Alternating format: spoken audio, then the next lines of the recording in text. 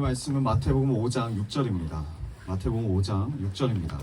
우리 한 목소리로 같이 읽겠습니다. 시작. 의에 줄이고 목마른 사람은 복이 있다. 그들이 배부를 것이다. 아멘. 할렐루야. 오늘 말씀의 제목은 말 그대로입니다. 의에 줄이고 목마른 사람은 복이 있다 라는 말씀으로 하나님 말씀 선포하도록 하겠습니다. 여러분, 이번 주는 종려주일입니다. 종려주일이 어떤 주일인지 아시나요? 네, 예수님께서 예루살렘 입성하실 때 이제 어린 나귀를 타고 예루살렘에 입성하시는데 이스라엘 백성들이 예수님을 맞이할 때 종려나무 가지를 들고 맞이했다 해서 그날을 기념해서 종려주일이라고 합니다. 그리고 이 종려주일부터 일주일간이 이제 고난주간이에요. 이제 고난주간이 시작됩니다. 이번 한 주간이. 그리고 이 고난주간이 끝나는 다음 주일이 바로 무슨 주일이죠? 네, 부활주일입니다. 네, 이번 또 고난주간 가운데 이 예수님의 고난에 동참하는 그런 한 주가 되길 주님의 이름으로 축복합니다. 네, 우리가 금식과 경건으로 이 고난에 같이 참여하길 원해요. 네, 십자가 고난을 우리의 삶으로 묵상하길 원합니다. 네, 그리고 우리가 다음 주에는 이제 부활주일로 드려지는데 이 기쁨과 부활의 기쁨과 감사로 이 부활주일을 준비하면서 이렇게 또 주님 앞에 감사로 올려드리는 예배가 될 수 있도록 우리가 기도로 준비하길 원합니다. 아멘. 네, 우리가 어저께 하나님의 은혜로 현충원을 다녀왔습니다. 네, 다 많이 힘드셨죠? 저도 오랜만에 지하철 타고 오랜만에 이렇게 걸어서 집에 가서 다 두드려 맞은 줄 알고 잠을 잤는데, 그래도 몸은 힘들어도 나라를 위해서 헌신하고 또 이 신앙을 지켰던 선진들을 만나는 귀한 시간이어서 몸은 힘들어도 마음은 뜨거워지는 시간이었습니다. 여러분도 다 그러셨죠? 네. 그리고 우리가 또 하나님의 은혜로 강대촉 장로님을 보내주셔서 천사 같은 표정으로 장로님께서 간식도 주시고, 그래서 거기서 끝난 줄 알았는데 그게 끝이 아니었다라는 흑석역에 가서 우리가 또 맛있게 저녁 식사까지 대접을 받았습니다. 하나님께 영광입니다. 아멘. 우리가 또 이렇게 예상하지 못하는 그 상황에 하나님이 이렇게 또 역사를 해주셔서 더 감격 있고 은혜가 있는 것 같아요. 그렇죠? 네, 우리가 어찌됐든 여기서 어저께 이승만 대통령 관련된 영상을 보고 현충원 가서 이승만 대통령 묘소까지 갔습니다. 가서 우리가 또 이렇게 기도를 한 시간이 있었는데 그 기도를 하는 모습을 제가 진표전에서 들었는데 어떤 할아버지가 보셨나 봐요. 젊은이들이 와서 이제 무덤 앞에서 기도를 하니까. 그래서 그거를 찍었대요, 할아버지가. 네, 핸드폰으로 찍었나 봐요. 진표전에서 그걸 보고 있었던 거죠, 계속. 그랬더니 옆에 있던 어른들이 그 할아버지가 사진을 찍고 계시니까 그렇게 질문했대요. 이 젊은이들이 이 할아버지의 손자인갑다. 그래서 그 할아버지한테 갑자기 막 사진 찍고 있는 할아버지한테 칭찬을 막 하더래요. 손자를 잘 뒀다. 손녀들을 잘 뒀다. 그러니까 그 할아버지가 당황하면서 우리 손자 소녀 아니에요. 그렇게 말하는데 계속 막 잘 뒀다. 할아버지 할머니들은 잘 안 들리시니까 계속 본인들의 말만 계속 하시는 거죠. 정말 잘 뒀다. 아니다 하고 이 부정 가운데 이제 진표전사님이 가서 우리 교회에서 왔다라고 딱 말을 하고 이승만 대통령 관련돼서 이야기를 쫙 가니까 그분들이 막 이제 깜짝 놀랐다는 거예요. 어떻게 이렇게 잘하냐, 젊은 사람들이 너무 귀하다, 막 그런 이야기를 들었습니다. 네. 우리가 참 많이 듣고 많이 알고 있다라고 생각하는 역사조차도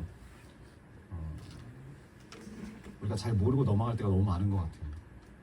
그리고 제가 현충원을 그렇게 많이 가본 것도 아니지만 그 묘비, 현충원에 기록되어 있는 묘비 하나하나가 다 사연이 있을 거잖아요.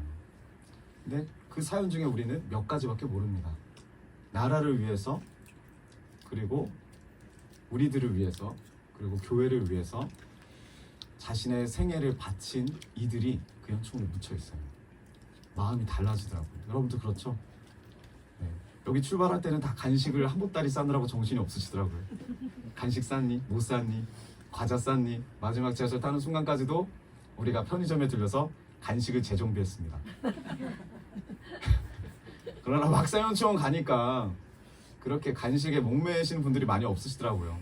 묵념할 때는 묵념하시고 이렇게 피곤하고 쉬실 때만 간식을 먹고 아무튼 우리에게 그렇게 귀한 은혜 주심에 주님께 우리 하나님께 영광 박수 올려드립니다.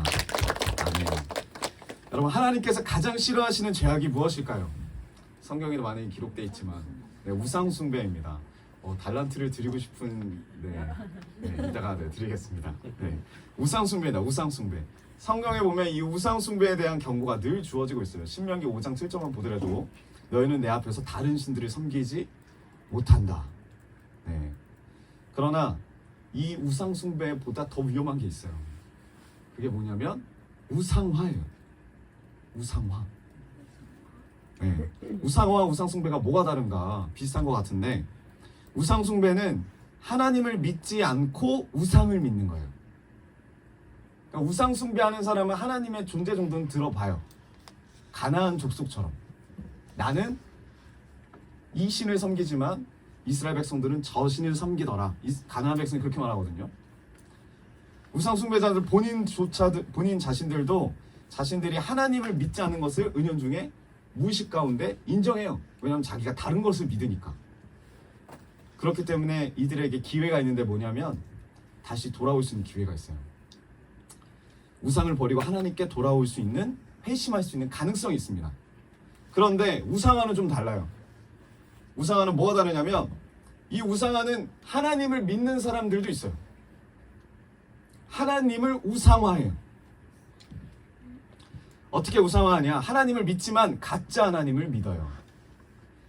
성경의 하나님이 아니라 내가 만난 하나님을 믿어요. 대표적인 사람이 바리새인들, 그리고 우리 가까운 곳에 있는 북한의 주민들, 김일성을 우상화해서 하나님같이 믿어요. 하나님이라 생각해요. 그 사람들은. 이 우상화를 섬기는 사람들, 우상화하는 사람들은 자신이 하나님을 믿고 있다고 철저하게 확신합니다. 이단들이 그래요. 이단들이 철저하게 확신해요. 하나님을 나는 믿고 있다. 그렇기 때문에 회심할 가능성이 별로 없어요. 회심할 가능성이 없어요. 우상 숭배도 물론 문제입니다. 문제이지만 하나님을, 성경이 말하는 하나님이 아니라 내가 원하는 하나님으로 우상화하는 것이 더 심각한 문제라는 거예요. 내가 원하는 하나님, 내가 추구하는 하나님. 사람들이 하나님을 우상화하는 대표적인 방법이 있습니다. 그게 뭐냐면 하나님을 너무 작게 생각해요. 작게 생각해요. 하나님을 축소시켜서 그 전능하신 하나님을 어디에 가두냐면 교회 안에 가둡니다. 우리가 이런 우상화를 저지르고 있어요. 대표적인 게 뭐죠? 하나님은 정치나 경제나 사회에 관심이 없고 오직 교회에만, 오직 종교에만 관심 있는 분으로 만들어버려요. 그래서 교회는 정치나 사회 문제는 절대로 관여해서는 안 된다라고 주장합니다. 이런 식으로 하나님을 축소시키고 작게 만드는 우상화의 신앙을 우리가 살아요. 아무렇지도 않게. 여러분, 2차 세계대전 당시에 독일이 세계를 제패했어요. 그렇죠? 그리고 이 독일이 정말 인류 역사상 다시 일어날 수 없을 만큼의 잘못을 저지릅니다. 유대 민족 그 사람들을 가둬다가 실험을 하고 가스실에서 몇백 명씩 막 죽이고, 그리고 이 사람들을 빈으로 만들고. 근데 중요한 게 뭐예요? 이 독일이 기독교 국가예요. 교회가 정부에서 월급을 줘요. 월급을 받는 목사님들이 있어요. 이 전쟁 중에도. 그럼 이 수많은 교회들이, 지금 성당이 각 교구마다 있잖아요. 우리나라에 전 세계에 있잖아요. 마찬가지예요. 독일에도 각 마을마다 교회가 있어요. 각 마을마다 사역자들이 있어요. 이 기독교 국가였다라는 이 독일이, 그리고 그 많은 교인들이 주일마다 예배를 드려요. 평일에는 가서 학살을 하고, 이 군인들도 예배를 드려요. 그러나 수많은 교회와 그리스도인들이 있었지만 이들은 침묵해요. 이 전쟁에 대해서 침묵해요. 그게 독일의 상황이었어요. 물론 그 중에 깨어있는 목사님들이 일어나서 소리를 높였지만 그 목사님도 잡혀다가 죽임을 당합니다. 그저 교회에서 주말마다 예배에만 집중해요. 나라가 어떻게 돌아가든지, 나라가 얼마나 많은 사람들을 학살하든지 관심이 없어요. 그래서 이것에 대한 유대인의 분노가 오늘날까지 이루어지는 거예요. 유대인들은 독일 사람이 자기를 죽였다 생각 안 해요. 자기 민족을. 유대인들이 생각하는 건 뭐냐면 기독교가, 그리스도인들이 우리 선진들을 죽였다 라고 생각을 합니다. 지금 예루살렘 가서도 그들이 그렇게 생각해요. 유대인들이. 여러분, 그리스도인들은 정치가 썩든지 말든지, 사회가 부패하든지 말든지 신경 쓰지 말고 오직 예배만 집중하고 예배만 드린다는 말이 맞습니까? 지금 우리나라 뭐가 문제죠? 차별금지법이 이제 막 될랑말랑 문제가 돼요. 통과될 위기에 있어요. 지금 큰 교회 목사님들도 이때까지 조용히 하고 계시다가 이 문제가 너무 심각하니까 국회 앞에 나가가지고 피켓을 들고 시위를 합니다. 이찬수 목사님도 하시고, 이영우 목사님도 하시고, 오늘의 교회 담임 목사님도 하시고. 그리고 또 무슨 문제가 있죠? 동성애와 마약이 넘쳐나요. 지금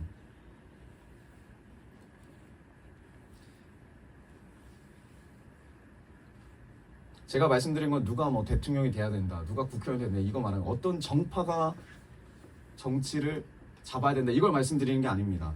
누가 되었든지 간에 하나님을 대적하는 정책을 하는지, 하나님이 기뻐하시는 정책을 하는지가 중요한 거죠. 우리에게는, 그리스도인들에게는. 그리고 우리가 그것에 대해서 말하는 거예요. 보수 진보를 말하는 게 아니라 그 사실에 대해서 말하는 겁니다. 근데 우리는 하나님의 일을 교회 안에 가둬요. 종교 안에 가두고, 이 가두는 것이야말로 바로 기독교를 내가 만든 기독교로 우상화 여기는 거예요. 우상화 섬기는 거예요. 오늘 본문을 통해서 하나님께서 말씀하시는 우리가 줄이고 목말라야 하는 의가 무엇일까? 우리가 많이 들었습니다. 의에 줄이고 목마른 자는 어떻게 된다고요? 복이 있다. 여러분, 복이 있습니까? 그러려면 이 말씀의 뜻을 우리가 바로 알아야 돼요. 진짜 그 복을 누리기 위해서.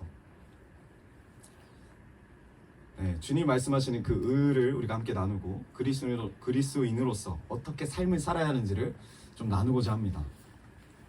여러분, 조금 어려울 수도 있는데 아주 쉽게 제가 설명을 하도록 주님께 많이 간구했습니다. 네, 이 말씀을 정확하게 우리가 마음으로 받으려면 헬라어를 좀 알아야 되는데 쉽게 설명을 해볼게요. 내가 밥을 먹어요. 내가 밥을 먹는다. 그쵸? 여러분, 제가 밥을 먹을 때 밥을 몇 끼를 먹을까요? 제가 3끼를 먹는지 어떻게 아시죠? 한 끼의 밥을 얼마나 먹을까요? 한 그릇? 2그릇? 저는 밥을 그렇게 좋아하지 않습니다. 반찬 팔아서. 네. 반 끼를 먹어요. 반 끼. 근데 우리가 대부분 말을 할 때 제가 주연자매한테 말을 합니다. 전사님 밥 먹었어 라고 말할 때 주연자매가 받아들일 때 어떡하죠? 어떻게 받아들이죠? 밥이 몇 끼인지는 모르겠지만 어떻게 받아들이죠? 아, 적당히 먹었겠구나. 전사님 먹을 만큼 먹었겠구나. 한 공기를 먹든 반 공기를 먹든 2공기를 먹든 5공기 이상 먹지는 않을 거잖아요. 우리나라는 암묵적으로 이 뜻이 들어가 있어요. 내가 목이 마르다. 그럼 물을 갖다 줄 때 여러분 어떻게 갖다 줍니까? 한강물 다 떠다서 갖다 줍니까? 아니죠. 이 사람이 먹을 수 있는 일부의 물을 갖다 줘요. 이게 암묵적으로 깔려 있어요. 우리나라 말에는. 근데 이 성경에 나오는 말은 정확해요. 작은 물을 갖다 줄지 어마어마한 양의 물을 갖다 줄지가 정확해요. 그게 이제 문법으로 나뉘는데 그런 거 다 건너뛰고 중요한 게 뭐냐면 여기서 말하는 지금 하나님의 의, 이 의에 줄이고 목마른 자는 복이 있다. 이 목마르다 뒤에 오는 이 의가 이 사람이 충만하고 이 사람에게 충족할 만한 의가 오는 게 맞죠. 물이라고 생각하고 치킨이라고 생각하고 밥이라고 생각한다면. 근데 이 의는 전체 의를 이야기해요. 예를 들어서 이겁니다. 제가 목이 마릅니다. 물을 주십시오. 우리가 생각할 때는 물 한 컵을 줄 텐데 지금 주님이 말씀하시는 이 물은 뭐냐면 이 지구상에 있는 모든 물을 갖다 주는 거예요. 제가 말하는 거예요. 내가 목이 마릅니다. 물을 주세요. 그 말이 뭐냐면 이 지구상에 있는 모든 물을 주세요. 내가 배가 고파요. 밥을 주세요. 이 지구상에 있는 모든 쌀을 나에게 주세요. 그럼 주님이 말씀하세요. 의에 줄이고 목마른 자. 내가 지금 의가 줄여요. 내가 지금 의가 목말라요. 라는 말은 뭐냐면 나만을 위한 의가 아니라 이 지구상에 있는 모든 의를 나에게 주시옵소서. 그 말이에요. 나에게만 적용되는 의가 아니라 모든 이들에게, 모든 구역에게, 모든 곳에게 영향을 미치고 충만히 임하는 그 의를 주시옵소서. 이게 기도예요. 주님이 말씀하시는 기도. 그런 기도를 하는 자에게 뭐가 있대요? 복이 있대요.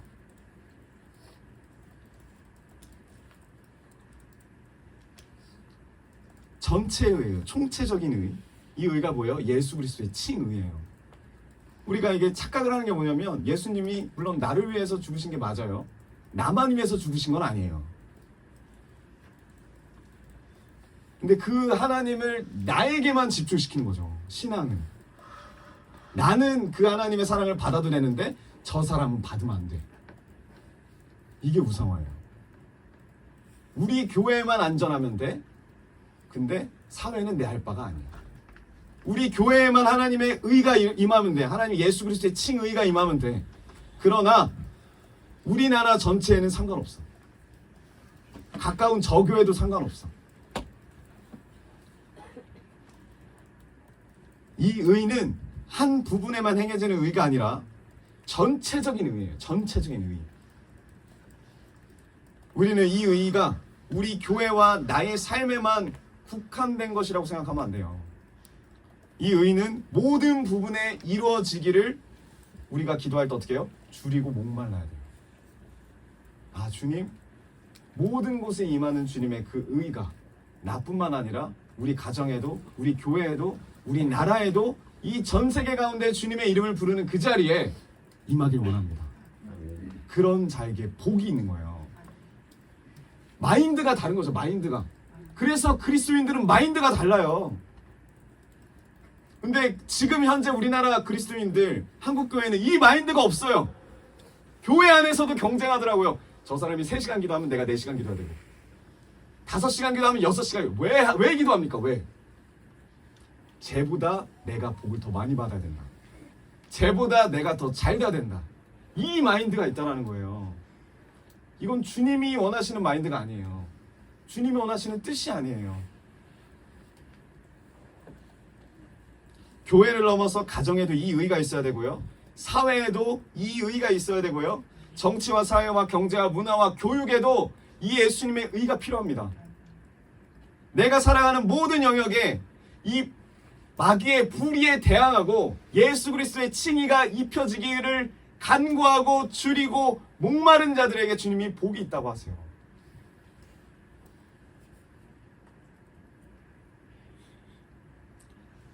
왜죠? 하나님은 만왕의 왕이시고 만주의 주시기 때문에.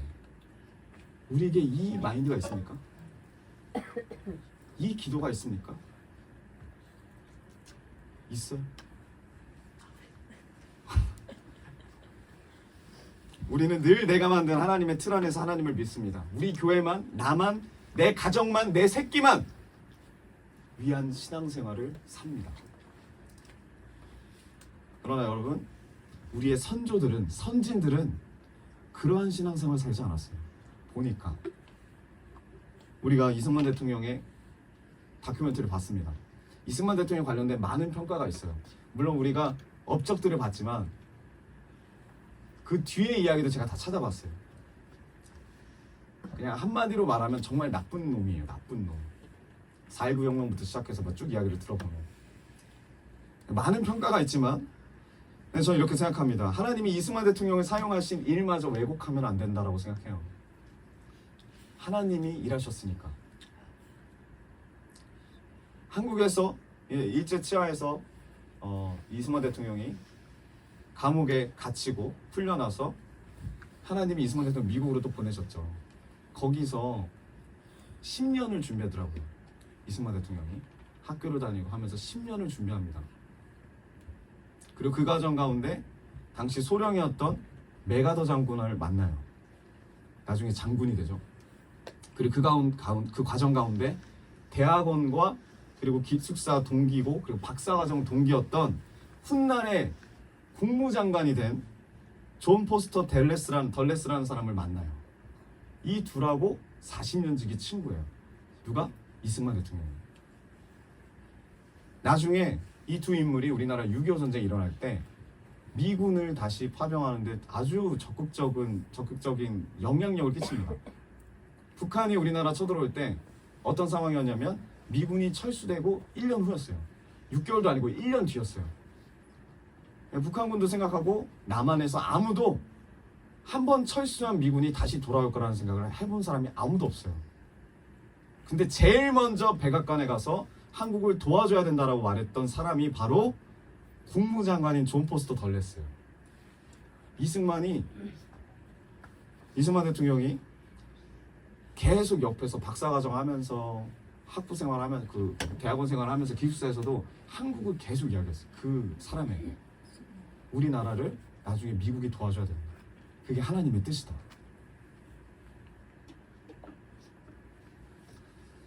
이런 일만 한 게 아니라 이승만 대통령 우리가 여기서 봤듯이 어떻게 하죠? 하와이를 갑니다. 27살 때 가가지고 나중에 다시 35살 때 한 번 가가지고 여러분 자기들만 살겠다가 하와이로 이민 간 한국인들에게 이승만 대통령이 뭘 하냐면 이 하나님의 전체적인 의를 교육해요. 총체적인 의. 너희들만 이 땅에서 예수 그리스도의 은혜 받아서 잘 사는 게 진짜 주님이 원하는 뜻이 아니라 너희들이 받은 이 의를 지금 대한민국에서 핍박받고 있는 민족들이 받기를 원한다.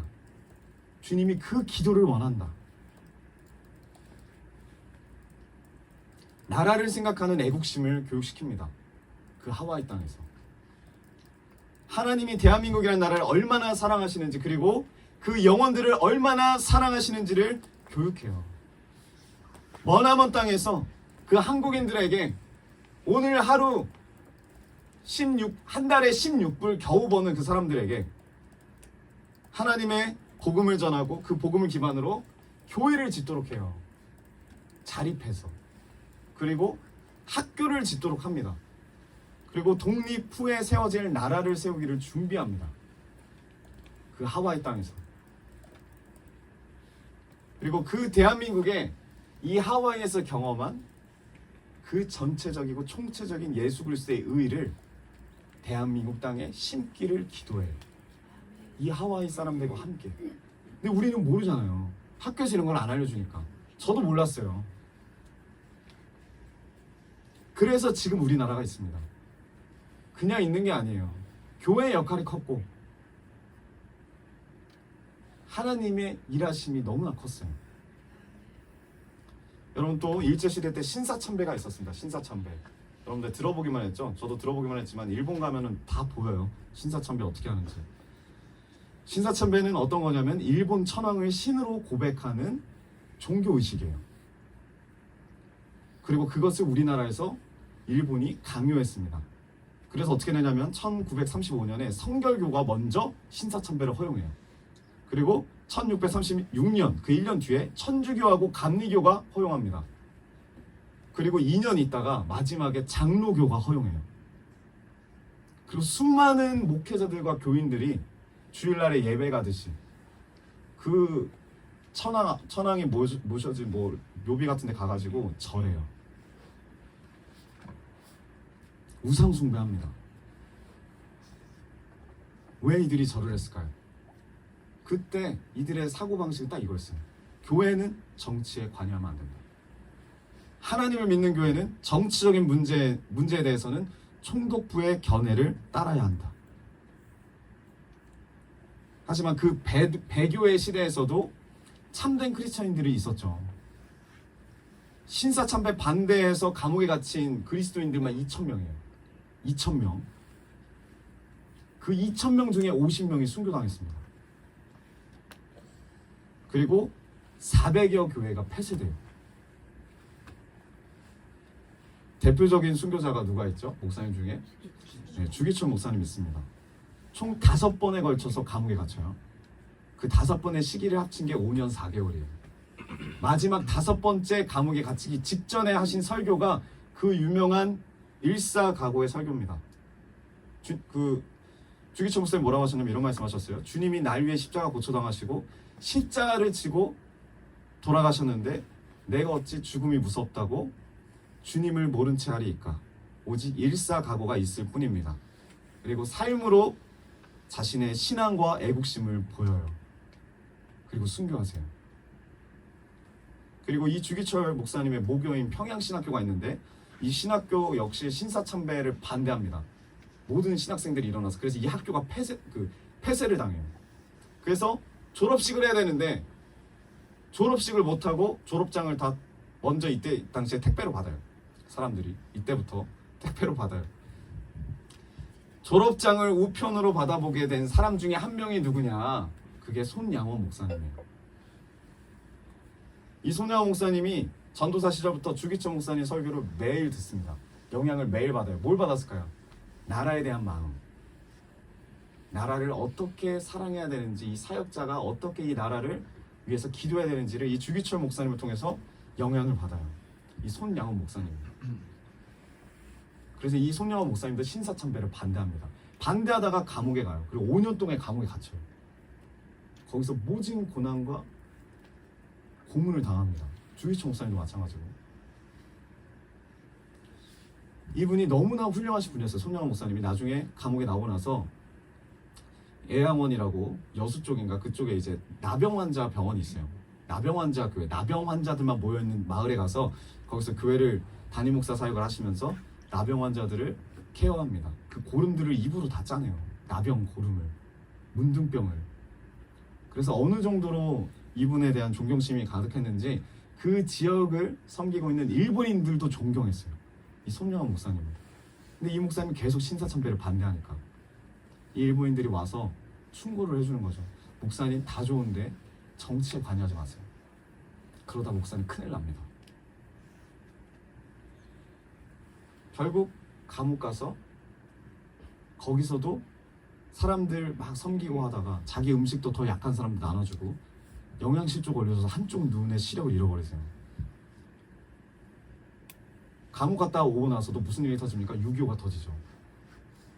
공산당한 때 첫째 아들이 죽고 둘째 아들이 죽어요. 그리고 첫째 아들과 둘째 아들 죽인 공산당원을 자기 양아들로 삼아요. 그리고 공산당원들에게 전도하시다가 순교당하세요. 이게 손양원 목사님이에요. 주기철 목사님의 신앙과 애국심을 물려받았어요. 그리고 이 손양원 목사님을 통해서 이 손양원 목사님이 신학교를 세웁니다. 한성신학교였나? 한양신학교였나? 네. 신학교를 세웁니다. 그리고 그 신학교에, 한성신학교네요.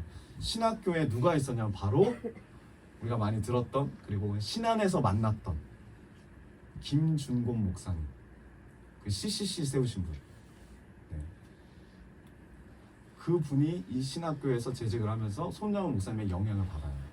신앙과 그리고 그 애국, 나라에 대한 마음을. 6.25가 터지자마자 파주에서 재직하던 교회를 내려놓고 자기 고향으로 갑니다. 근데 그 고향이 이미 신안인데, 한참 아닌 신안인데, 신안에 이미 우리가 이번에 갔잖아요. 저번에 갔잖아요. 신안을.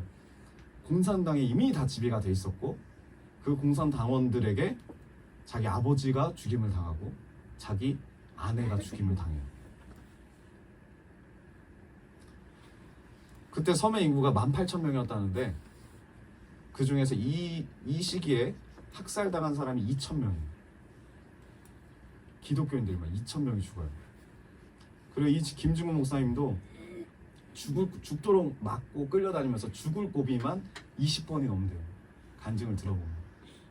갑자기 칼로 목을 베려고 하는 그 찰나에 야 배고프다 밥 먹고 하자.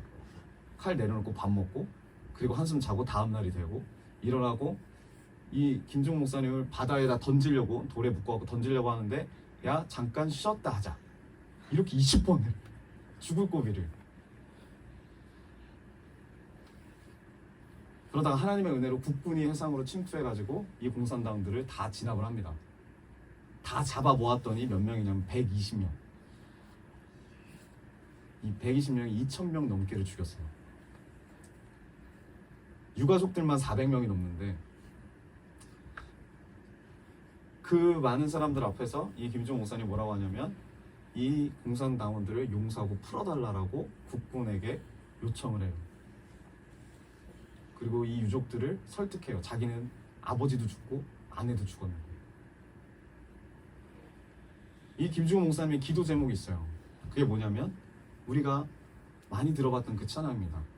민족의 가슴마다 피 묻은 그리스도를 심어 이 땅에 푸르고 푸른 그리스도의 계절이 오게 하소서. 가정마다 이 집의 주인은 예수 그리스도라고 고백하게 해주십시오. 길에서 행상하는 할머니들이 성경 펴놓고 예수 믿으라고 말하게 해주십시오. 두 남녀가 데이트하면서도 예수님으로 이야기꽃이 피게 해주십시오. 학교에서는 아무 강요도 없이 예수 그리스도의 이름으로 기도하고 공부하게 해주십시오. 여기저기서 회개하고 금식하고 기도하고 하나님 앞에 무릎 꿇는 국회가 되게 하시고 법을 제정할 때에도 주의 뜻이 무엇인지를 물어보게 하시고 신자들이 전부 합신해서 대통령이 옳게 당선이 되면 그가 무릎을 꿇은 후에 주여 나는 당신의 종의 종일 뿐 당신이 나의 대통령입니다라고 고백하게 해주십시오. 이 비전을 계속 품으면서 기도하셨대요. 그리고 이 비전대로 됐어요. 지금 우리나라가.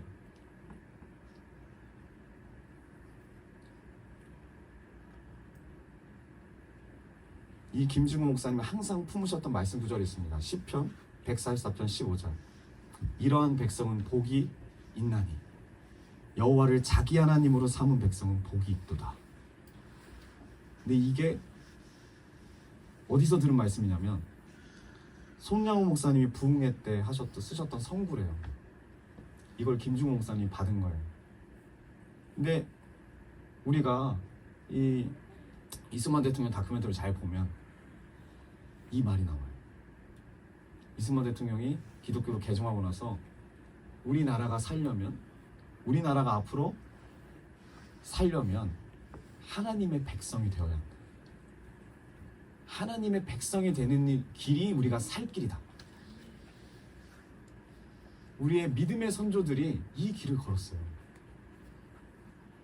단순히 뭐 정치 참여 안 하고 이런 개념이 아니라 하나님이 원하시는 뜻대로 삶을 살았어요. 그래서 지금 우리나라가 있습니다. 미국 땅에서도 대한민국의 건립을 위해서 이 마음으로 준비하고 계셨어요. 이 땅에 일제시대가 있었고 6.25 전쟁이 있었고 이 어려운 가운데서도 이 마음으로 믿음의 선진들이 특히 사역자들이 삶을 살았어요. 사역자들도 이렇게 사는데 성도님들도 이렇게 안 살았겠습니까? 신안에 얼마나 많은 분들이 순교당했습니까?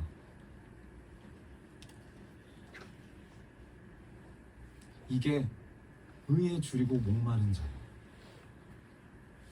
그 의가 나만, 내 가정만, 우리 교회만이 아니라 하나님이 원하시는 나라와 백성들과 그 부르신 곳곳마다 주님의 의가 가득 차길 원합니다. 주님의 의가 목마릅니다. 주님의 의에 굶주렸습니다. 주님 도와주십시오. 그런 기도가 우리 글로비전 교회 가운데 임하길 원해요. 말씀의 결론을 맺기 원합니다. 여러분, 세상이 어떻게 돌아가든지 상관없이 나 혼자만 예수님 믿고 나 혼자만 복 받으면서 끼리끼리 모여서 사는 교회가 분명히 있어요. 근데 반대로 역사의 한복판에 뛰어들면서 온몸으로 고난을 당하며 마침내 역사의 주인공으로 우뚝 세워지는 찬란한 생애들도 있습니다. 제가 여러분께 말씀드리는 것은 시청 가서 투쟁하라는 게 아니에요. 우리의 이름을 높여 세우라는 게 아닙니다. 하나님의 주시고자 하는 이 전체적이고 총체적인 의를 우리 한 사람 한 사람의 영혼들이 진심으로 목마르고 진심으로 줄이고 진심으로 간구함으로 하나님이 원하시는 뜻대로 기도하며 행동하길 원해요. 이미 선진들이 그 영적 전통을 보여주셨어요. 이 영적 전통들이 이승만, 주기철, 손양원, 김준건 등등의 많은 이들의 영혼들에게 이어졌습니다. 이분들은 자신의 명예나 높아짐 때문에 자신의 삶을 던진 게 아니라 하나님의 나라를 위해서 겸손한 모습으로 주님이 원하시는 뜻대로 삶을 바쳤어요. 우리 대한민국이 이 위대한 전통을 이어가고 있는 줄 믿어요. 신앙과 애국을 한 몸으로 실천하는 예수 사랑과 나라 사랑에 대한 전통이 바로 이것입니다. 그리고 의에 줄이고 목마르도록 하나님의 이 전체적인 의를 추구하는 이 성경의 전통이 바로 이것이에요. 그리고 마지막 전통은 어두운 세상에 빛이 되고 썩어져가는 이 세상의 소금이 되기를 원하는 참 신앙인의 전통입니다. 이게 선조들을, 믿음의 선조를 통해서 지금 우리에게 임한 줄 믿어요. 여러분, 언제까지 우리를 위해서 살 겁니까? 우리 교회만 바라보고 있을 겁니까? 우리 다음 세대들이 있어요. 이 전통을 이어갈 다음 세대가 필요해요. 우리들의 시대는 이 신앙과 애국을 한 몸으로 실천할 다음 세대를 부르고 있어요. 우리가 그 다음 세대고 우리의 다음 세대가 필요합니다. 우리 글로벌 비전 교회가 이 신앙과 애국의 계보를 따라서 그 계보 위에 기록되기를 주님의 이름으로 축원드립니다.